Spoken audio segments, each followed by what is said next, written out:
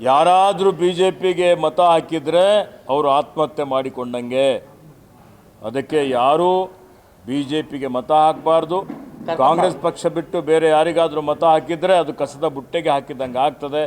ಅಭಿವೃದ್ಧಿಗಾಗಿ ಈ ಭಾಗದಲ್ಲಿ ಕಾಂಗ್ರೆಸ್ಗೆ ಮತ ಹಾಕಬೇಕು ಅಂತ ಮತ್ತೊಮ್ಮೆ ವಿನಂತಿ ಮಾಡುತ್ತೇನೆ.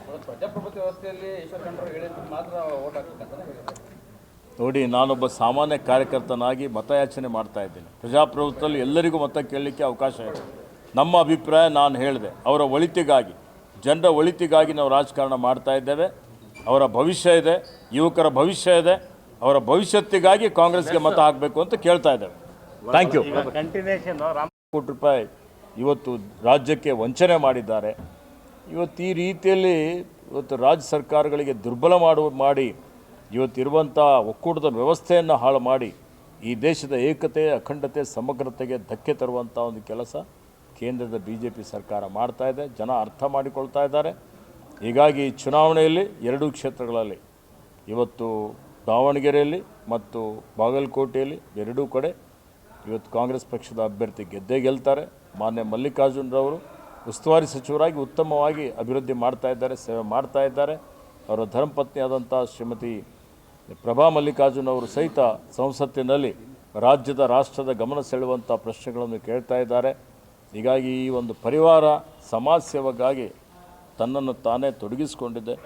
ಇವರು ಖುದ್ದಾಗಿ ಶ್ರೀಮಂತರಾಗಿ ಇವತ್ತು ಆರಾಮಾಗಿರ್ಬೋದು, ಆದರೆ ರಾಜಕೀಯದಲ್ಲಿ ಬಂದು ಜನರಿಗೆ, ಬಡವರಿಗೆ, ಇವತ್ತು ಕಷ್ಟದಲ್ಲಿದ್ದಂಥವರಿಗೆ ಸೇವೆ ಮಾಡಬೇಕು ಅನ್ನುವಂಥ ಒಂದು ಭಾವನೆಯಿಂದ ಇವತ್ತು ರಾಜಕೀಯದಲ್ಲಿ ಧುಮುಕಿದ್ದಾರೆ.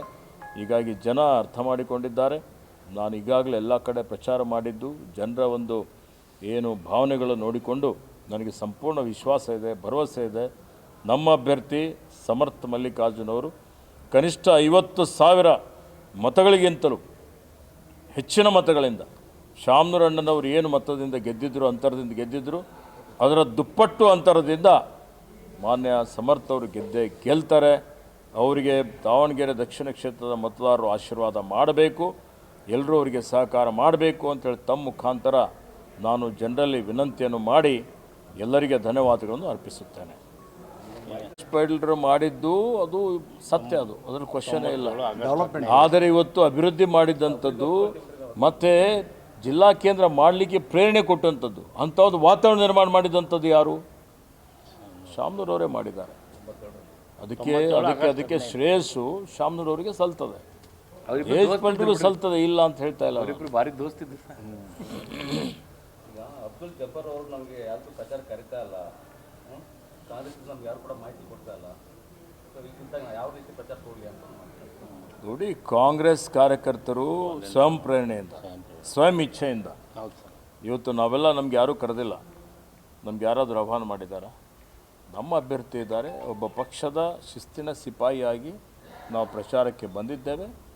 ಜಬ್ಬಾರ್ ಅವರು ಸಹಿತ ನಮ್ಮ ಸ್ನೇಹಿತರಾಗಿದ್ದಾರೆ. ಅವರೂ ಬಂದು ಪ್ರಚಾರ ಮಾಡಿ ಕಾಂಗ್ರೆಸ್ ಪಕ್ಷದ ಪರ ಮತಯಾಚನೆ ಮಾಡಬೇಕು ಅಂತೇಳಿ ಹೇಳಿ ವಿನಂತಿ ಮಾಡುತ್ತೇನೆ. ಸಾದಿಕ್ ಪೈಲ್ವಾನ್ಗೆ ರಿಕ್ವೆಸ್ಟ್ ಮಾಡುವಂಥ ರೀತಿಯಲ್ಲಿ ಜಬ್ಬಾರ್ನ ಯಾಕೆ ಕಡೆಗಣಿಸಿದ್ರು ಅಂತ ಯಾರಿಗೂ ಕಡೆಗಣಿಸುವಂಥ ಪ್ರಶ್ನೆ ಇಲ್ಲ. ಜಬ್ಬಾರ್ ಅವರಿಗೆ ಈಗಾಗಲೇ ವಿಧಾನ ಪರಿಷತ್ತಿನ ಸದಸ್ಯರಾಗಿ ನಾಮನಿರ್ದೇಶನ ಮಾಡಲಾಗಿದೆ, ಅವರಿಗೆ ಗೌರವ ಕೊಡಲಾಗಿದೆ. ಯಾರೊಬ್ಬ ಸಾಮಾನ್ಯ ಕಾರ್ಯಕರ್ತನಿಗೂ ಕಡೆಗಣಿಸುವಂಥ ಪ್ರಶ್ನೆ ಬರೋದಿಲ್ಲ. ಟಿಕೆಟ್ ಕೇಳಿದ್ರೆ ತಪ್ಪಾಗ್ಬಿಡ್ತಾ ನಮ್ಮದು ಅಂತ ಹಾಗೇನಿಲ್ಲ. ಟಿಕೆಟ್ ಕೇಳಲಿಕ್ಕೆ ಎಲ್ಲರಿಗೆ ಅವಕಾಶ ಇದೆ. ಅದಕ್ಕೆ ಯಾರಾದರೂ ವಿರೋಧ ಮಾಡಿದ್ರ? ಅಂತಿಮವಾಗಿ ನೋಡಿ, ಟಿಕೆಟ್ ಇರುವಂಥದ್ದು ಒಂದೇ, ಬಿ ಫಾರ್ಮ್ ಇರುವಂಥದ್ದು ಒಂದೇ. ಯಾರಿಗೂ ಬಿ ಫಾರ್ಮ್ ಹರಿದು ಕೊಡಲಿಕ್ಕೆ ಆಗೋದಿಲ್ಲ ಅರ್ಧ ಮಾಡಿ. ಹೀಗಾಗಿ ಎಲ್ಲರಿಗೆ ಕೇಳಲಿಕ್ಕೆ ಅವಕಾಶ ಇದೆ. ಎಲ್ಲರೂ ಯೋಗ್ಯರೇ ಆಗಿದ್ದಾರೆ.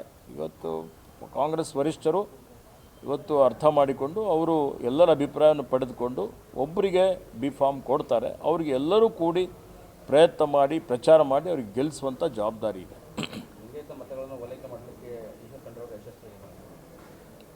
ನೋಡಿ, ನಾನು ಲಿಂಗಾಯತ ವೀರಶೈವರು ಯಾವತ್ತಿಗೂ ಎಲ್ಲ ಜಾತಿ, ಎಲ್ಲ ಭಾಷೆ, ಎಲ್ಲ ಧರ್ಮೀಯ ಜನರನ್ನು ಒಪ್ಪಿಕೊಂಡು ಎಲ್ಲರ ಸುಖ ದುಃಖದಲ್ಲಿ ಭಾಗಿಯಾಗಿದ್ದಂಥವರು. ಹೀಗಾಗಿ ಶಾಮನೂರಣ್ಣನವರು ಸಮುದಾಯದ ಜೊತೆಯಲ್ಲಿ ಎಲ್ಲರನ್ನೂ ತೆಗೆದುಕೊಂಡು ಹೋಗಿದ್ದಾರೆ. ಹೀಗಾಗಿ ಎಲ್ಲ ಮಠಮಾನ್ಯಗಳು ಇವತ್ತು ಶಾಮನೂರವರ ಪರ ಇದೆ. ಇವತ್ತು ಕಾಂಗ್ರೆಸ್ ಪಕ್ಷದ ಪರ ಅವರು ಮತಯಾಚನೆ ಮಾಡ್ತಾರೆ ಅನ್ನುವಂಥ ವಿಶ್ವಾಸ ಇದೆ. ಅದಕ್ಕಾಗಿ ನಾನು ಪ್ರಚಾರ ಮಾಡ್ತಾ ಇದ್ದೇನೆ. Thank you sir. ಇವತ್ತು ಯಾವ ರೀತಿಯಲ್ಲಿ ಆಡಳಿತ ನಡೀತಾ ಇದೆ ಅಂತ ಹೇಳಿದರೆ ಅವ್ರ ಆಡಳಿತ ಕೊನೆಗೊಳಿಸುವಂಥದ್ದು ಭಾಳ ಅವಶ್ಯಕತೆ ಇದೆ. ಯಾರಾದರೂ ಬಿ ಜೆ ಪಿಗೆ ಮತ ಹಾಕಿದರೆ ಅವರು ಆತ್ಮಹತ್ಯೆ ಮಾಡಿಕೊಂಡಂಗೆ. ಅದಕ್ಕೆ ಯಾರೂ ಬಿ ಜೆ ಪಿಗೆ ಮತ ಹಾಕಬಾರ್ದು. ಕಾಂಗ್ರೆಸ್ ಪಕ್ಷ ಬಿಟ್ಟು ಬೇರೆ ಯಾರಿಗಾದರೂ ಮತ ಹಾಕಿದರೆ ಅದು ಕಸದ ಬುಟ್ಟೆಗೆ ಹಾಕಿದಂಗೆ ಆಗ್ತದೆ. ಅಭಿವೃದ್ಧಿಗಾಗಿ ಈ ಭಾಗದಲ್ಲಿ ಕಾಂಗ್ರೆಸ್ಗೆ ಮತ ಹಾಕಬೇಕು ಅಂತ ಮತ್ತೊಮ್ಮೆ ವಿನಂತಿ ಮಾಡುತ್ತೇನೆ.